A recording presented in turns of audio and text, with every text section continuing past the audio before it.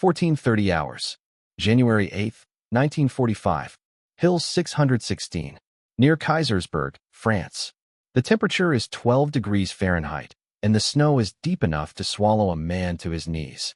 Technical Sergeant Russell Dunham crouches low in that snow, watching death move across the hill above him. It comes in lines. Fast, precise, relentless. German MG-42 machine guns are firing from the slope, 3 of them, cutting the air apart at 1,200 rounds per minute. The sound is not like a rifle, not like anything human.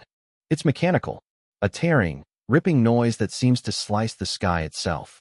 Every burst walks across the snow, and every time it does, men go down. Dunham is 24 years old, 3 campaigns behind him, 0 plans to die here. His platoon is pinned. 35 yards behind him, American soldiers lie flat in the snow, pressed so low they might as well be part of the ground. They cannot move forward. They cannot fall back. Behind them, artillery begins to land. Heavy, deliberate.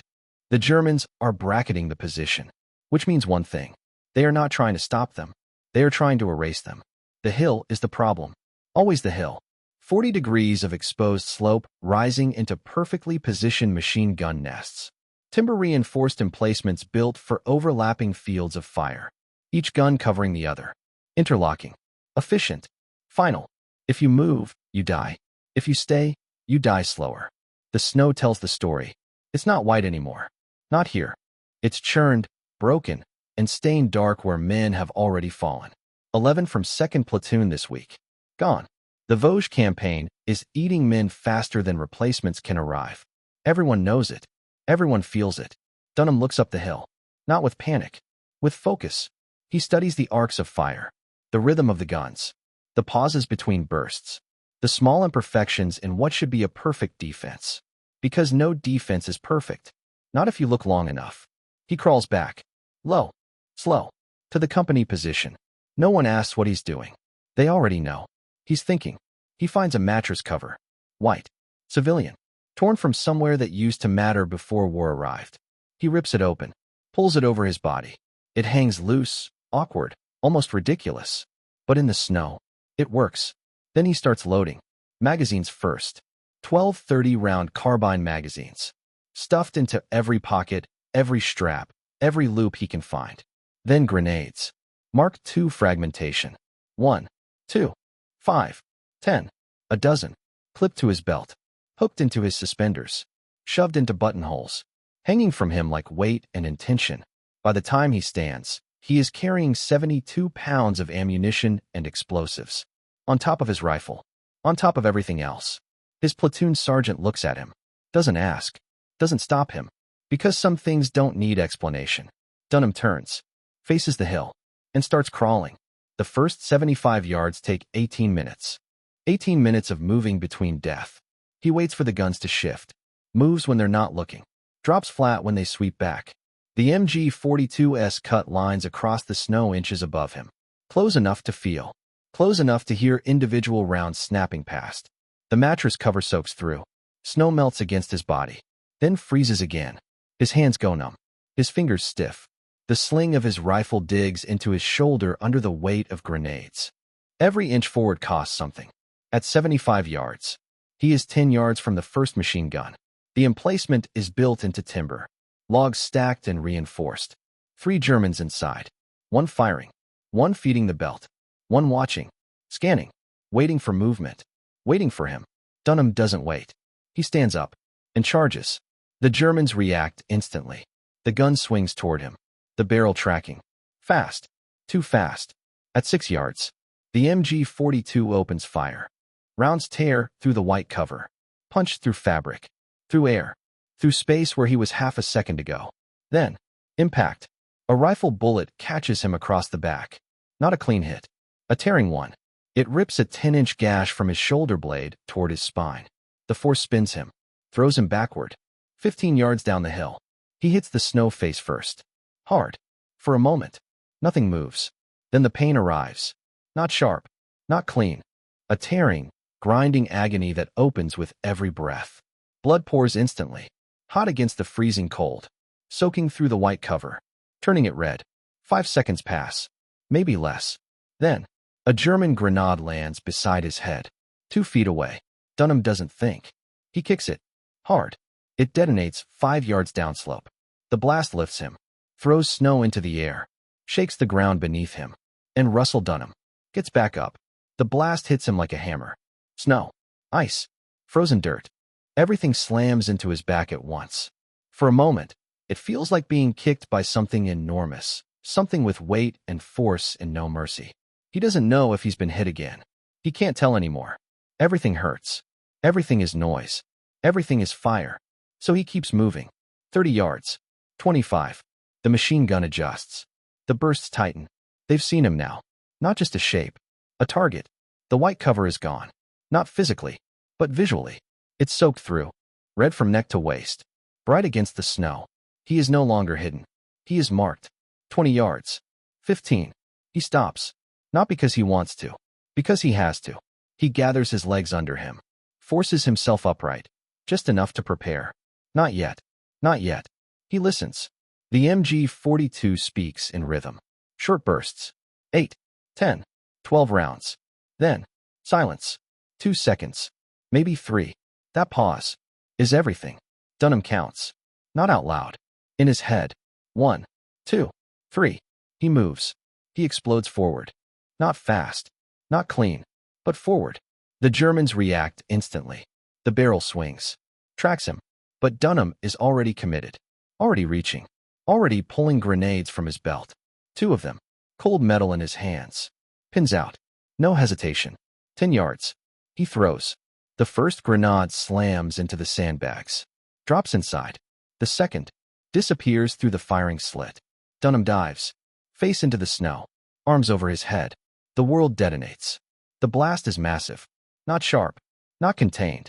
It expands. Violently. Sandbags explode outward. Logs crack. Timber splinters into jagged shards. The machine gun is ripped sideways. Off its mount. Useless. For a moment. There is no sound. Only pressure. Only aftermath. Then, silence breaks. Dunham pushes himself up. Slow. Unsteady. Carbine already raised. Smoke pours from the position. Thick. Black. Choking. He steps forward. Into it. Inside. Bodies. All 3 crew members are down. One still moves. Weak. Reaching. Dunham fires once. The movement stops. Then, sound behind him. Boots. Crunching. Fast. Close. Dunham turns. A German rifleman is there. 20 feet. Maybe less. Carbine 98 already raised. Already firing. The shot cracks past Dunham's head. Close enough to feel the air split. Dunham fires back. Once.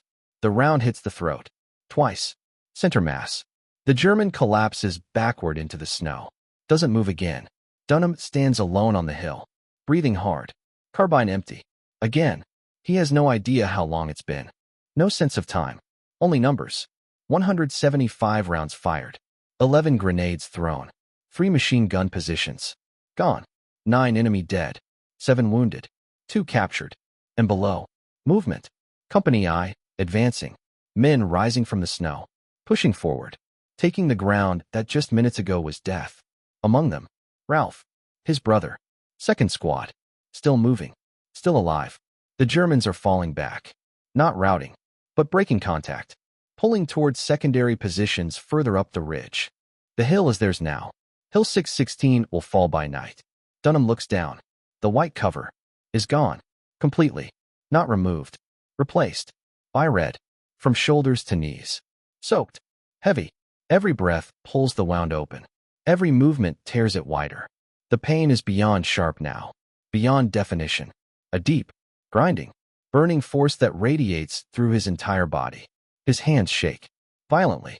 Not from fear. From shock. From blood loss. From everything. But it's done. 120 men were pinned in that valley. Waiting. Dying. Without this, they would have been erased. Artillery would have finished it. Within the hour. Now, they are moving. Now, they are fighting. Now, they have a chance. Dunham lowers himself into the snow. Carefully. Slowly. And waits. Not for death. For the medics. Because he knows one thing. Clear. Certain. He's not dying today. The Germans process them quickly. Weapons gone. Pockets emptied. Men lined up. Columns formed. Prisoners. 147 Americans step out from the buildings with their hands raised. One war ends for them. Another begins. But not for Dunham. He doesn't step forward. He doesn't raise his hands. He disappears. While the Germans focus on the main group, Dunham slips out the back of the farmhouse. No sound.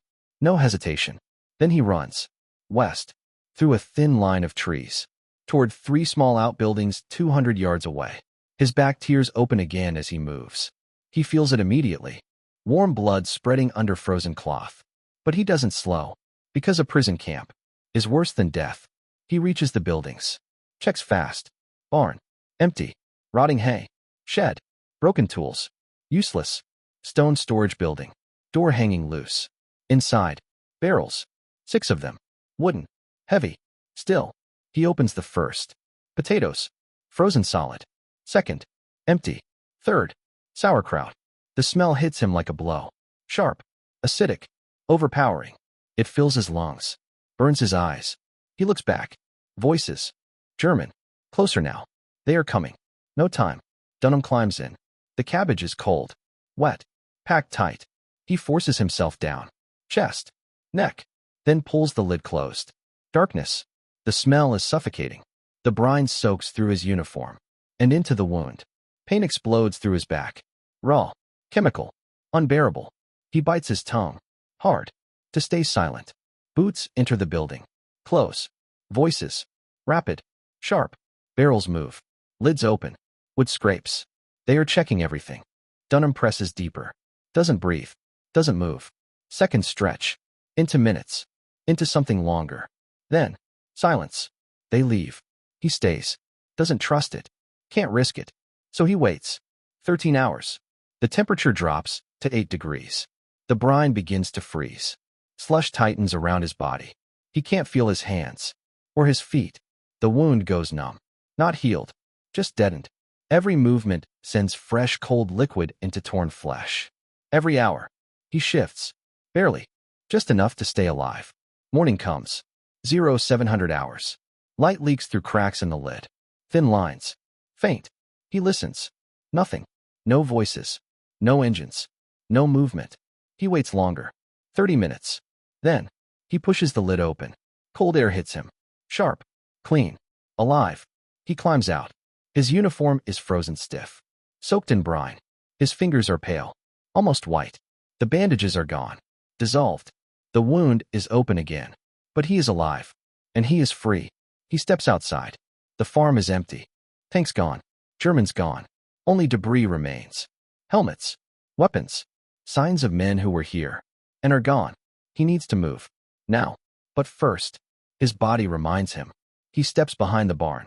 Relieves himself. And then. They appear. 2 German soldiers. Walking. Talking. They stop. See him. Rifles up instantly. Dunham raises his hands. He looks broken. Unarmed. Covered in filth. They approach. Careful. One searches him. Finds cigarettes. Lucky strikes. Everything changes. The second lowers his rifle. Reaches for them. They argue. Over cigarettes. 30 seconds. Focused. Distracted. They miss it. The pistol. Hidden. Right side. Under his arm. They split the pack. Satisfied. Then push him toward the road. Into a vehicle. He sits between them. Silent. Waiting. 40 minutes. Driving east. Toward captivity. They stop. A chateau. Command post. Driver exits. Engine running. One guard lights a cigarette. Looks away. The other closes his eyes. That's it. That's the moment. Dunham moves. Hand inside jacket. Colt out. One shot. Point blank. Head. Second guard turns. 2 shots. Chest. Done. Dunham kicks the door open. And runs.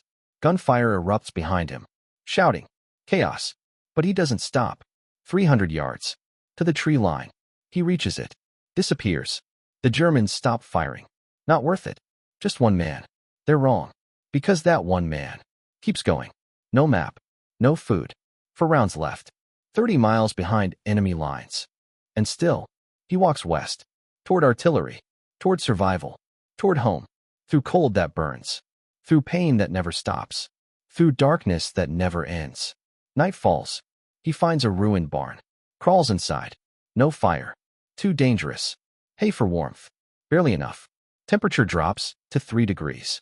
His clothes freeze. Against his skin, he shakes violently, teeth cracking together, blood in his mouth. But he doesn't stop. Next day, he walks again. Feet burning now. Not numb. Worse. When he checks them, black. Frostbite. Deep. Severe. But still, he moves. Because this war is not finished with him yet. He pulls his boots back on. They feel wrong. Too tight. Too heavy. Too dead. But he keeps moving. Because if he stops, he freezes. Day 3, January 25th. Then, sound. Low. Distant. Rhythmic. Artillery. American. 155 millimeters howitzers. Firing in battery. West. That's where he goes. Every step is pain now. Not sharp. Not sudden. Constant. Grinding. But the sound pulls him forward. By mid-afternoon, smoke rising above the trees. Friendly lines. Close. Maybe 5 miles. Maybe less. He keeps going. At 1,600 hours. He sees it. The river. And a bridge. Steel. Solid. On the far side. American engineers. Working. Building. Alive. Dunham walks toward them. They see him. Rifles up instantly. Because he doesn't look like one of them. German jacket. Frozen uniform. Covered in dirt and filth. Enemy. He raises his hands. I'm American. They don't lower their weapons. He shouts again. Name. Rank. Unit. A pause. Then, one rifle lowers. A hand waves him forward. Dunham steps onto the bridge. Each step slower than the last. His body is done. He crosses. And collapses. Right there. At the edge of home. A medic runs toward him. Dunham recognizes him. Corporal Henderson. Henderson looks once. At the feet. At the back. And knows. Get a stretcher. They load him. Move fast. To the clearing station. 6 hours. That's how long the surgeons work. To save his feet. To clean the wound. To stop the infection. Sulfa drugs. Bandages. Stitches. They keep him alive. 3 days later. A lieutenant enters. Quiet. Formal. He tells him. The recommendation changed. Distinguished Service Cross. Upgraded. Approved. Technical Sergeant Russell Dunham will receive the Medal of Honor. April 23, 1945. Nuremberg. Zeppelin Stadium. Once a symbol of power. Now, broken concrete. Rubble. Occupied ground. Dunham stands at attention. Lieutenant General Alexander Patch faces him. The citation is read. The crawl. The hill. The guns. The wound. The grenade. Every detail. Every second. 120 lives. Saved. Then, the medal is placed around his neck. But Patch says something more. Not written. Not official. He says, in 30 years of service, he has never seen one man change a battle like that. He says, Dunham fought like 10 men. And every man who walked off that hill owes him their life. Dunham says nothing. He just stands there. His brother Ralph. In the crowd. 40 men from Company I. Alive. Because of him. 2 weeks later. The war in Europe ends. The 3rd Infantry Division has fought across continents. 11,300 casualties. 36 medals of honor. But on that day, only one man stands on that platform. Dunham survives. His feet. Saved. His back. A scar. 10 inches across his spine. Shrapnel remains. Too deep to remove. He carries the war with him. Forever. Then, he goes home. 25 years old. No speeches. No hero stories. Just a life. Illinois. Marriage. Work. Helping veterans. 32 years. He doesn't talk about the war. Unless someone asks. And when they do, he says the same thing. I was just doing my job. April 6, 2009. He dies in his sleep. 89 years old. Most of Company I. Gone. The war. A memory. But one fact remains. 120 men should have died. On Hill 616. They didn't. Because one man, in a white mattress cover, refused to stop.